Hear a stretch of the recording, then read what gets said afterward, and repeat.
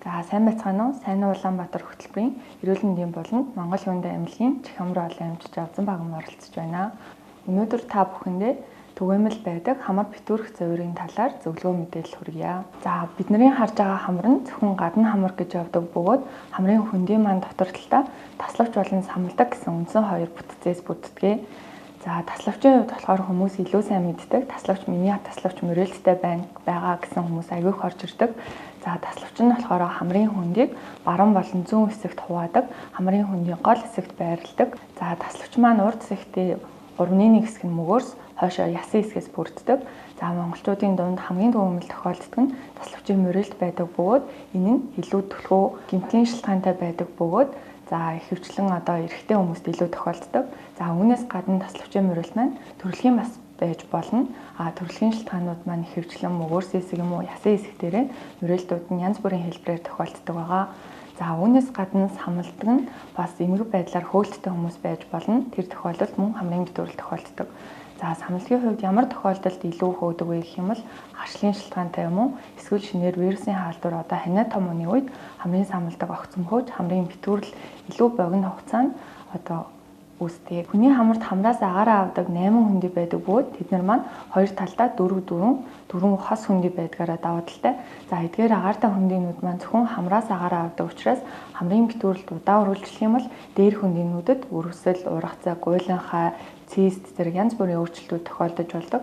За хүмүүсийн хамгийн сайн мэддэг нь гамрит. За гамрит гэдэг нь аль хөндийг хэлж байгаа вэ гэхээр хоёр талын хатрын цаанд байдаг хамгийн том хөндөй бөгөөд энэ хөндөйд үргэсэл үүсгээг л гамрит гэж ойлгож байна. Хамрын битүүрэл маань удаа үргэлжлэх юм бол гамрит үүсэх суурь шалтгаан болдог бөгөөд хүмүүс гэрийн нөхцөл хамар онгойлгох цацлагыг өвгний сангаас дур мэдэж аваад аягүй удаа хугацаанд хэрэглэсэн байдаг. За хамар онгойлгох цацлага нь өөрөө хэрвээ та таславчийн мөрөлттэй байх юм бол богино хугацаанд л судасыг агшаах замаар хамрыг түр хугацаанд онгойлгодог учраас энэ бол үндсэн эмчилгээ биш юм аа. Тийм болохоор та бүхэн нарийн мэрэгжлийн эмчид хандаж өөрт тохирох эмийн эмчилгээ юм уу эсвэл мэс цэцлийн эмчилгээг сонгох нь хамгийн үр дүнтэй арга юм аа. Ханиа томны улирал бага насны хүүхдүүдэд тохиолдог чихамар олон өвчлөлийн дунд хамгийн түгээмэл тохиолдог нь дунд чихний өрсөл болон хамар даврын цочмог өрсөл байдаг.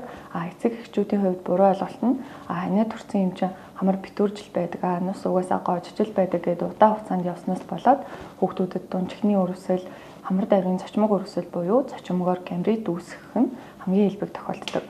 Тиймээс бага насны хүүхдийг ханиа төрсөн бол хамрын битүүржил байг гэж орхилгүйгээр хамрын тогтмол сайн цэвэрлээд бүр удаа хугацаанд үргэлжлэх юм бол нарийн мэрэгжлийн эмчид заавал хандах хэрэгтэй. Хэрвээ хамрын таславчийн мөрөлттэй хүмүүс байх юм бол эртхэн таславчаа тэгшлэг хаалгаанд орохгүйгээс болоод удаа хугацаанд үргэлжлэх юм бол хархаг гамрит үүсэх магадлалтай байдаг.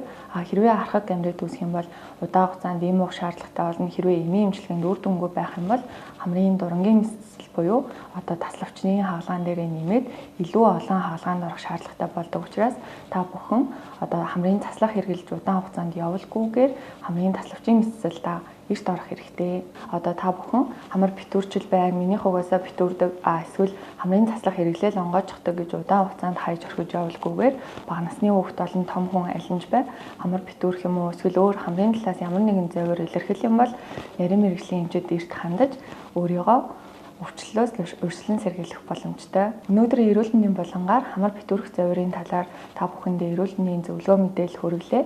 Хамтдаа байсан үзэгч та бүхэндээ баярлалаа.